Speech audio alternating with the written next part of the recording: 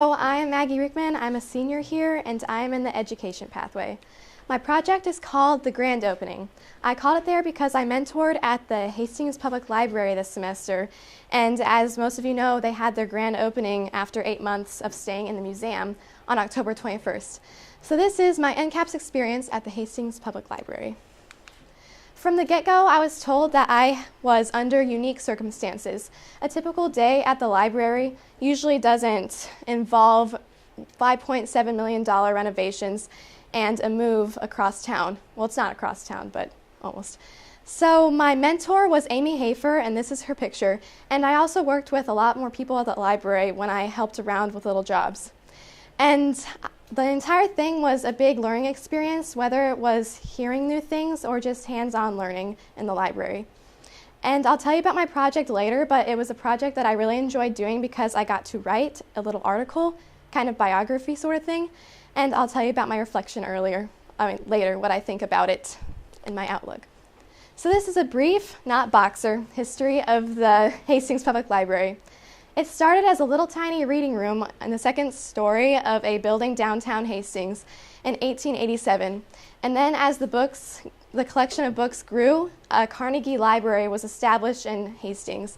And these libraries, as you probably know, are all over the nation, and they're founded by Andrew Carnegie, a philanthropist.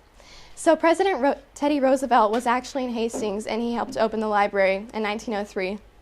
And additions from the library were made all over the city, whether they're putting books in nursing homes or hospitals for patients. And then the new building, because the collection grew even more, was made in 1963 at the current location.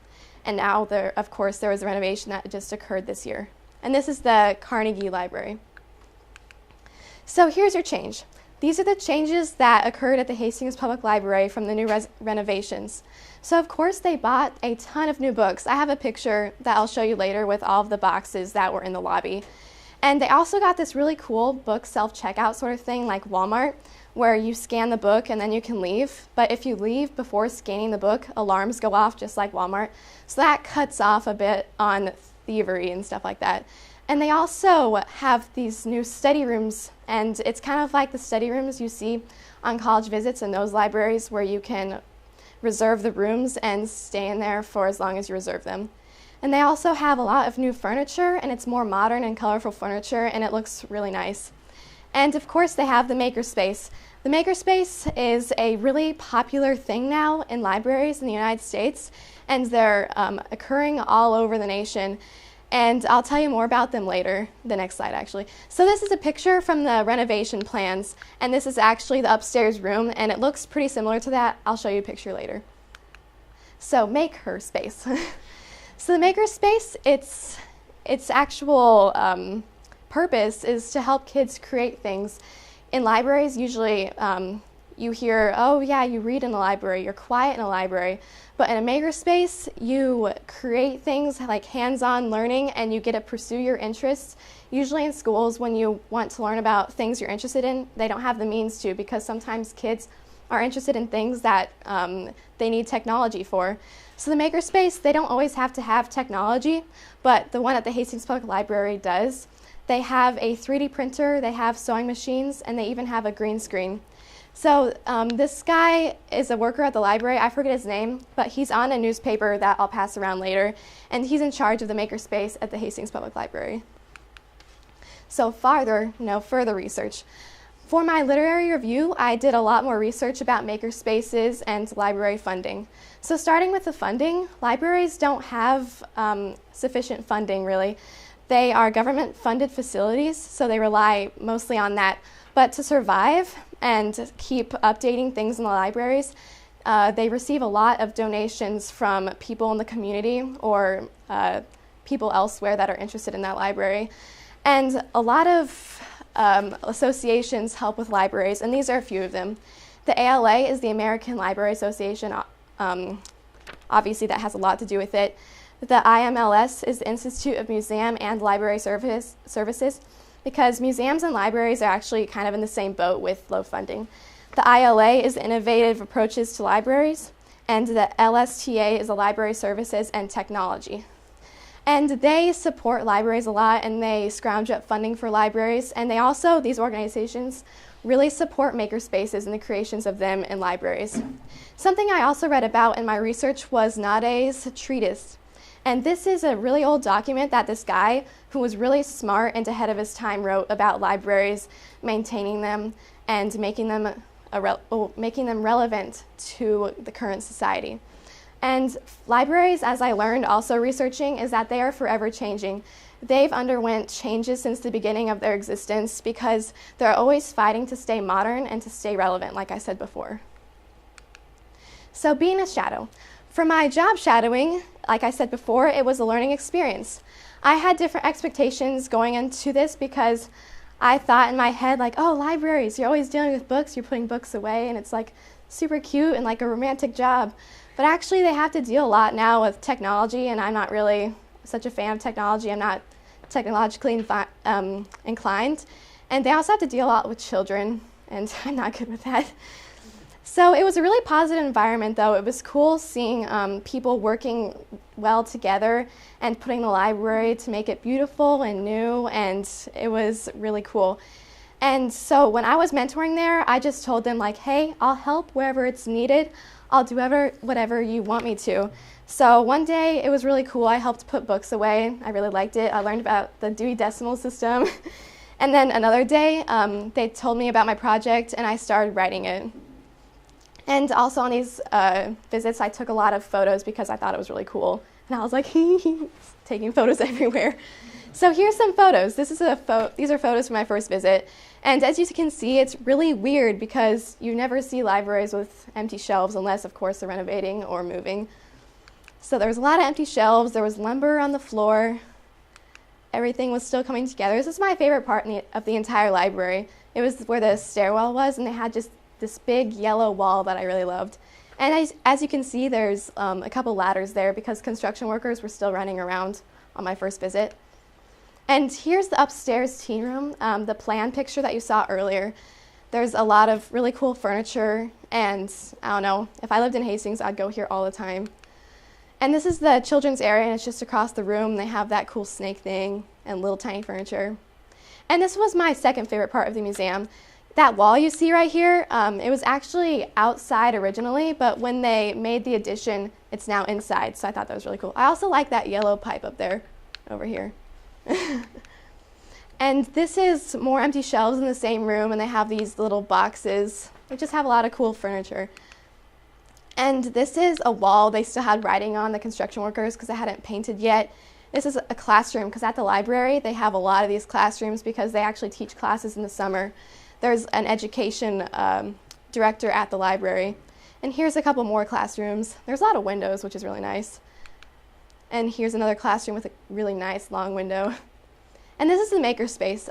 Granted, I didn't really like the colors down there. I thought they were kind of disgusting. But it was cool because they had all of that technology. They had two different shades of green right next to each other because they had that green screen back there. But it was okay. Like, kids will like it probably. They don't have good taste. And this is this is the elevator, and they had a tube over here sticking out of the wall, so I thought that was pretty cool. It was just all unfinished business right there. And this is my second visit. Like I told you, they got a lot of new books, and here's all of the books. And the second visit is where they were moving. They're in the process. And they had all of the books from the old library over. They brought them from the museum. And they're on these shelves with like this plastic vinyl-ish material covering them. So when we took the books out to put them away, it was kind of a hassle because the vinyl was like really hard to rip, so it was annoying. But other than that, it was super fun. And then here they're moving furniture out of the trucks and bringing them in. So my director, well, my mentor, the librarian director, Amy Hafer, she was right here, and she was instructing them on where to put them. And on my third visit, I didn't do much besides take a couple more pictures, and then I went down to the makerspace and looked at the 3D printer. Here it has on the computer right next to it, they were printing out little tiny Pikachus to hand out at the Willy Wonka visit, and that's or they call it the factory visit. It was something like that. Before the actual grand opening, they had kids come in like one Saturday and look around, and they gave them little prizes like that. So here's a video of the 3D printing. You could play that. It's not a very good video because I'm not a very good video taker, but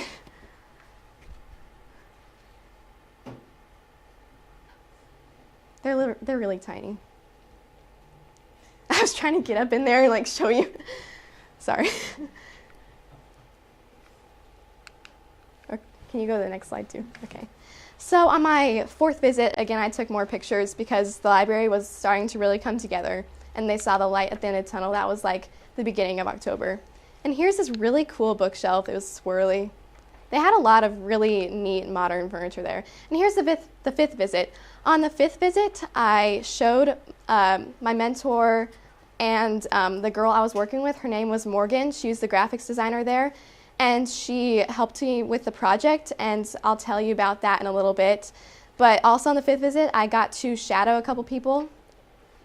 I shadowed people at the desk, and I shadowed someone upstairs. So I took a picture of the study room. Here it is. And here's the self-checkout thing. And then here's a table with all the newspapers on it. And I'll show you this newspaper later. I'll hand it around. So my project, I'll hand these out.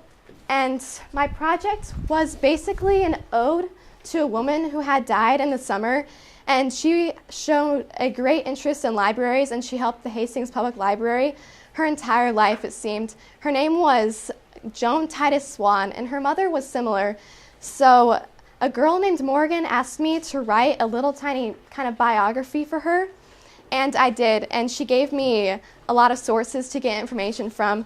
But we did this because she had died, and her mother had already died, and the husband of Joan actually donated a sum of money to the library in her name to honor her. And this is a little plaque they had in the library, and below here were my flyers. So Morgan created the pamphlet, and I wrote what's in it. Also, these were given out at the grand opening for the Hastings Public Library on October 21st, and a lot of people were there, so that was pretty cool. I hope a lot of people saw it. So PDF City. To write this, I was given a lot of PDF sources, really old writings and newspapers to look through, so that was pretty cool. And these are pictures of all of them. There's a few newspaper clippings, and there's her obituary. I had to cite an obituary, so I felt really awkward doing that, but it had to be done. And here's writing about her mother and a note that Joan herself wrote. So reflection and outlook on my project. Overall, I really enjoyed going to the library. I learned a lot. Like I said, my expectations were different than what it actually was. So in conclusion, I would say that I'm not going to be a future librarian, but I'm still super interested in libraries, and I really appreciate and admire what they do. Oh, shoot. So I'm not going to library. The education to be a librarian is they usually get a master's degree, and not a lot of colleges in Nebraska that I was interested in offer that. I'm going to UNL, and I have no idea what I'm going to major in or anything, but they don't offer it, and I'm not interested enough in library sciences to go to a different college and do that. And also, like I said before, I'm not technologically inclined, so I feel like I want to enjoy that job because with keeping modern, technology is becoming more and more involved in libraries, and I don't like that, but it's necessary. And also, the outlook for the career itself is, like I said before, the funding is dwindling, so librarians are struggling to keep people to keep going to them and adding more things to make them more updated and modern. And also, the interest for libraries, it will never die, but it's always dwindling because people can just stay at home and watch Netflix instead of going to a library and check out books. And value. Libraries are super valuable, as I learned. I knew that before, but not as much as it actually is. They have information, and information is available to everyone, no matter religion, race, where you're from. And this is equal access for everybody with all the information at your fingertips. And I think that's really cool. Neil Gaiman, which is this guy over here, he's a children's author, and at a lecture called Why Our Future Depends on Libraries, Reading and Daydreaming, he said, "But libraries are about freedom. Freedom to read, freedom of ideas, freedom of communication. They are about education, which is not a process that finishes the day we leave for school or university. They're about entertainment, about making safe spaces, and about access to information." So I think that's really smart what he says, because people don't realize how valuable libraries are and how much of a necessity they are to our society. Also, he talks about responsibilities in his lecture. He says, "We have an obligation to support libraries, to use libraries, to encourage others to use libraries, and to protest the closure of libraries. If you do not value libraries, then you do not value information or culture or wisdom. You are silencing the voices of the past, and you are damaging the future." And I can't tell you how true I think that is. Because of funding going down, it makes me realize that we live in a country that cares more about guns than about culture. And I find that very sad. And literacy is also so important, but I feel like people aren't pushing it as more. It's so important that kids read, not just in school, but for fun. So in conclusion, I'd say that this world has become, a world without libraries is a world that I don't really want to be in. Questions?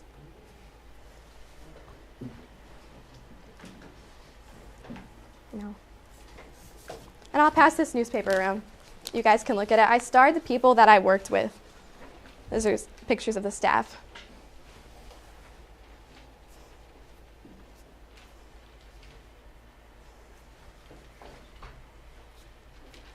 Oh, sorry. I'm so bad. So what will you do next semester? Next semester, I'm actually going to mentor at Clay County News with Tori Duncan because I'm in journalism. I've been in journalism for 4 years, so I don't know. You could say I like writing. I don't know if I want to be a journalist, but I just kind of want to check it out. How difficult was it to do the research for the project that you did? Oh. It was well written, and you wrote the entire. Yeah. I don't get much credit on the back, as I should, but I did write the entire thing. It wasn't that difficult because she gave me PDFs, so I just read through those and I took out information that I thought was relevant. And it wasn't too much information to look at, so it wasn't really stressful or anything. I thought it was fun. So your true passion might be more writing? Yeah, maybe. Yeah, my freshman and sophomore years, I didn't like writing as much, but something just clicked last year and this year where I'm like, yeah, writing, I don't know. So maybe I'll do that when I grow up. I don't know. Any more questions? Okay.